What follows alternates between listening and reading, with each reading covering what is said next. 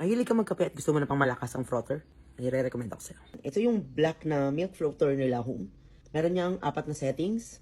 Yung maraming foam, yung konting foam, yung para pang flat white, halos walang foam, at saka yung cold foam. Sa box, ang makukuha mo dyan, ayan, itong pinaka-base niya, tapos itong pinaka-pitsel niya. Saka ito, yung pinaka-pang froth niya. Kung mapapansin nyo, wala siya sa gitna, nasa gilid siya. Para magkaroon ng vortex effect pagka fino-froth niya yung milk. Full cream yung gagamitin natin. Para mag-foam talaga siya. 75 ml lang. Tapos takpan natin. Ito mo, ganda ng pagka, no?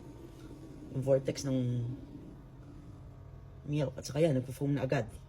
Pag tapos na siya mag-froth, yan, automatic siya na yung nag-stop.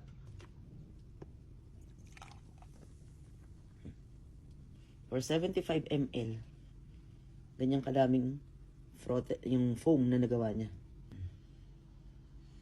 Diba? Tagal yan bumagsak. Kailangan mo din ng pangmalakasang frother. Try mo na tong lahong.